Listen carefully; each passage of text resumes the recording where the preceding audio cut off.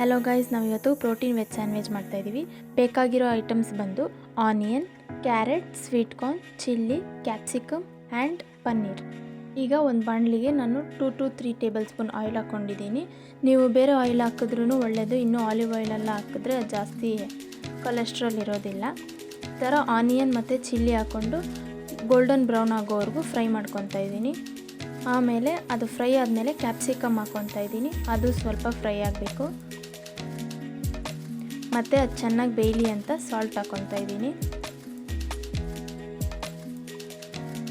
ಆಮೇಲೆ ಕ್ಯಾರೆಟ್ ಹಾಕ್ಕೊತಾ ಇದ್ದೀನಿ. ಅದ್ರ ಜೊತೆಗೇ ಸ್ವೀಟ್ ಕಾರ್ನ್ ಹಾಕ್ಕೊತಾ ಇದ್ದೀನಿ. ಚೆನ್ನಾಗಿ ಇದನ್ನು ಫ್ರೈ ಮಾಡ್ಕೊಬೇಕು. ಆರಾಮಾಗಿ ಸ್ಕೂಲ್ಗೆ ಹೋಗೋ ಮಕ್ಕಳಿಗೆ, ಜಿಮ್ ಅವ್ರಿಗೆ, ಆಫೀಸ್ ವರ್ಕರ್ಸ್ಗೆ ಈಸಿಯಾದ ಬ್ರೇಕ್ಫಾಸ್ಟ್. ಮತ್ತು ರುಚಿಗೆ ತಕ್ಕಷ್ಟು ಸಾಲ್ಟ್ ಹಾಕ್ಕೊತಾ ಇದ್ದೀನಿ. ಅದಕ್ಕೇ ಒಂದು 1/2 ಸ್ಪೂನ್ ಆಗೋಷ್ಟು ಅರಿಶಿನ ಹಾಕ್ಕೊತಾ ಇದ್ದೀನಿ. ಮತ್ತು ಖಾರಕ್ಕೆ ತಕ್ಕಷ್ಟು ಚಿಲ್ಲಿ ಪೌಡರ್ ಮತ್ತು ಧನಿಯಾ ಪುಡಿ, ಆಮೇಲೆ ಗರಂ ಮಸಾಲ ಇಷ್ಟು ಹಾಕಿ ಫ್ರೈ ಮಾಡ್ಕೊತಾ ಇದ್ದೀನಿ.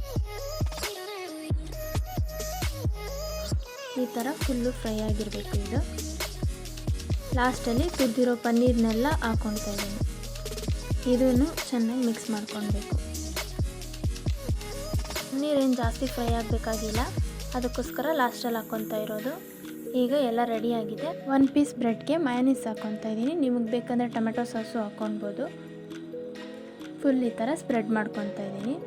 ಮತ್ತು ಅದ್ರ ಮೇಲೆ ನಾವು ರೆಡಿ ಮಾಡ್ಕೊಂಡಿದ್ದಂಥ ವೆಜ್ ಸ್ಟಫಿಂಗ್ಸ್ನ ಹಾಕ್ಕೊತಾ ಇದ್ದೀನಿ. ನಿಮಗೆ ಎಷ್ಟು ಮಾಡ್ಕೊಳ್ಳೋಕ್ಕಾಗುತ್ತೆ ಅಷ್ಟು ಹಾಕ್ಕೊಳ್ಳಿ.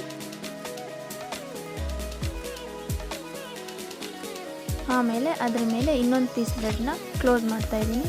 ಈಗ ನಮ್ಮ ವೆಜ್ ಸ್ಯಾಂಡ್ವಿಚ್ ರೆಡಿ ಇದೆ. ಮಾಡ್ಕೊಳ್ಳೋದು ತುಂಬ ಈಸಿ, ಪ್ರೋಟೀನು ಸಿಗುತ್ತೆ, ಅಷ್ಟು ಚೆನ್ನಾಗಿರುತ್ತೆ.